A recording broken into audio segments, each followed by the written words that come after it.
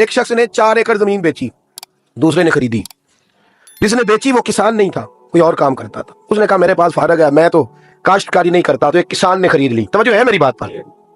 وہ کسان ہل چلا رہا تھا, پہلے دن ہل چلایا تو اس کھیت کے اندر سے خزانہ نکل آیا.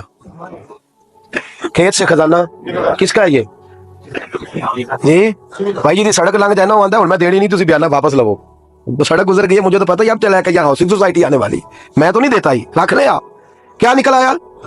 ہیرے جواہرات چاندی لال نکلا ہے. اب اٹھا کے نا وہ شخص نکلا ہے, وہ رکھ لیتا, سنبھال لیتا, کیا ضرورت تھی؟ ویسے بھی لوگ تو پیسے بتاتے ہی نہیں کتنے. اٹھا کے نا وہ خزانہ تو جس نے بیچے تھے اس کے گھر چلا گیا.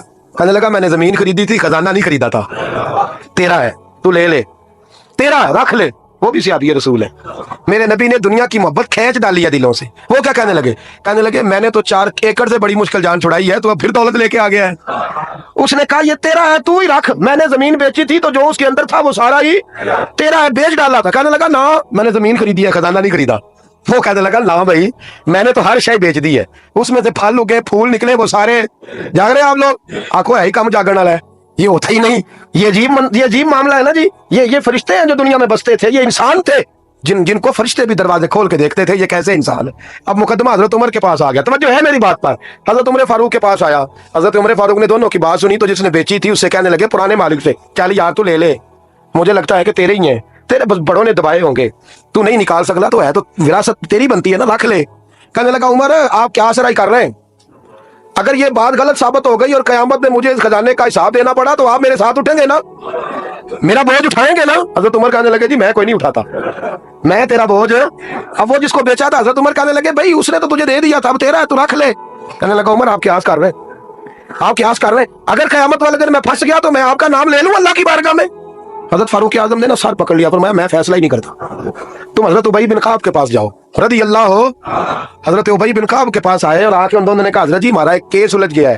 فرمایا وہ کیا؟ صحابہ وہ صحابہ تھے جن کی ہر صبح صبح عید ہوتی تھی, خدا کا قرب حاصل تھا, نبی کی دید ہوتی تھی. حضرت ہمارا کیس الجھ گیا, حضرت عمر سے فیصلہ نہیں ہوا, آپ مہربانی. فرمانے لگے وہ کون سا کیس ہے جو عمر فاروق سے فیصلہ نہیں ہوا؟ وہ کون سا کیس ہے؟ کہ حضرت جی یہ معاملہ ہے. توجہ ہے میری بات پر.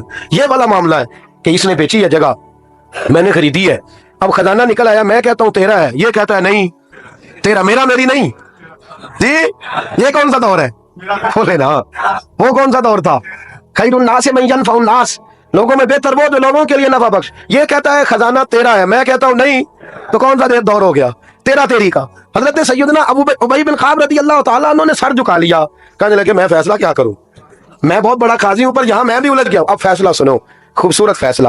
حضرت ابی بن کعب اس سے پوچھتے ہیں بیچنے والے سے تیرے بچے کتنے؟ کہنے لگا جوان بیٹا ہے. خریدنے والے سے کہتے ہیں تیرے کتنے بچے ہیں؟ اس نے کہا جوان بیٹی ہے. کہنے لگا میں ان دونوں کا نکاح کر کے سارا سامان انہیں جہیز میں دے دیتا ہوں, ان کا نکاح کر کے سارا کچھ انہیں جہیز میں دے دیتا ہوں, تیرے گھر بھی آ جائے گا, تیرے گھر بھی.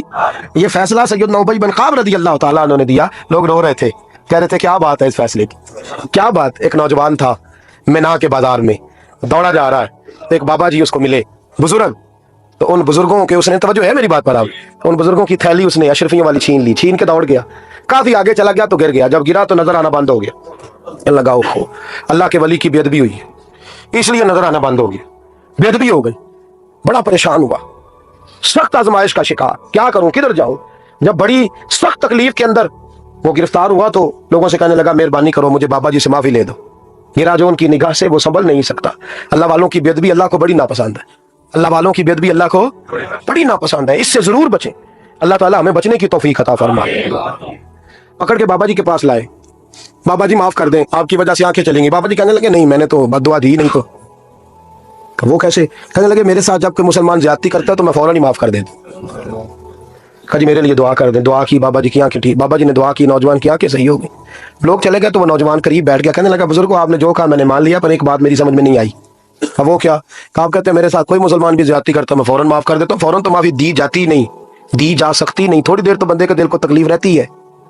آپ نے جو نہیں نا بات, لوگ باریکی میں جاتے ہیں نا بہت سارے, کہا جناب بندے کے دل میں تھوڑی دیر تو تکلیف ہے, بھائی کوئی لڑائی ہو جائے تو کہتے ہیں ابھی نہیں میں نے جانا, ذرا بات ٹھنڈی ہو جائے گی تو پھر, ابھی تو بڑی چوٹیں لگی ہیں, بڑا مسئلہ بنا ہے. یہ شعوری طور پہ لوگ ایسا کرتے ہیں. کہا فوراً کیسے آپ نے معاف کر دیا؟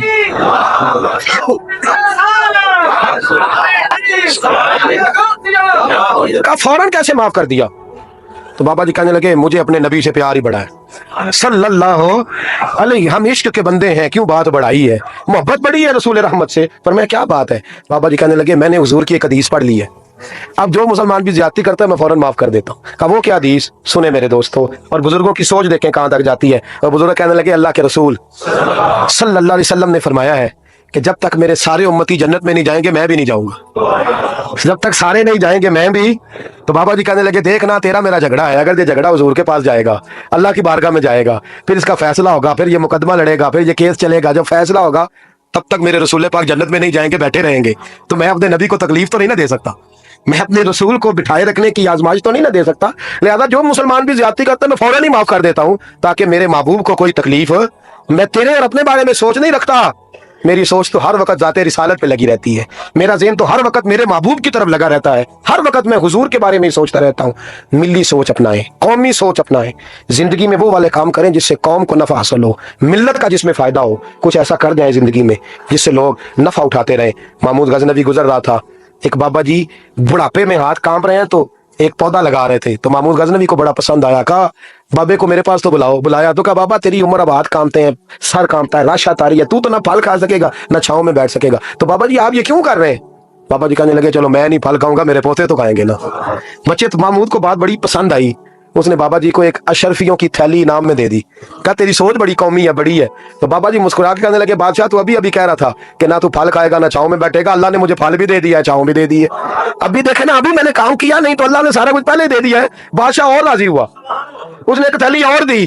तो बाबा जी मुस्कुरा के कहने लगे देख मेरे इखलास में अल्लाह ने कितना फजल किया है, लोगों के बाग में साल में एक दफा फल लगता है, मेरे बाग में 2 दफा लग गया। तू खैर खाई का ज़हन बना, लोगों के बारे में सोच, कौमी और मिल्ली ज़हन बना, बड़ा ज़हन बना, बड़ी सोच बना, वो वाला काम कर जिससे ज्यादा लोगों को फायदा हो, ज्यादा लोगों का नफा हो, वो वाला काम कर। कौमी मिल्ली मिल्लत इस्लामिया की सोच बना, आलम इस्लाम की बात कर, मुसलमान का भला कर, अपने वतन का भला कर, अपनी मिल्लत के बारे में सोच। जब तू ये काम करेगा तो अल्लाह तुझे वसाइल भी बड़े ही अता फरमाएगा, अल्लाह तबारक व तआला तेरे लिए रहमतों के दरवाजे भी ज्यादा ही खोलेगा। तो फरमाया जमीन में वो कायम रहेगा जो लोगों का भला करेगा, दूसरों के बारे में सोचेगा, वही दुनिया में जिंदा रहते हैं जो लोगों के लिए नफा बख्श बन जाते हैं। जो जात की बात करते हैं वो बड़ी जल्दी फना हो जाते हैं, दूसरों की बात कर तू हमेशा रहेगा, तू बाकी रहेगा, तू कायम रहेगा, तू हमेशा सुबह कयामत तक तेरा नाम जपा रहेगा। मेरे आला हज़रत फरमाते हैं बेनिशानों का निशान मिटता नहीं, मिटते मिटते भी नाम हो ही जाएगा। हमेशा मिदहत खैरुल अनाम में गुजरे।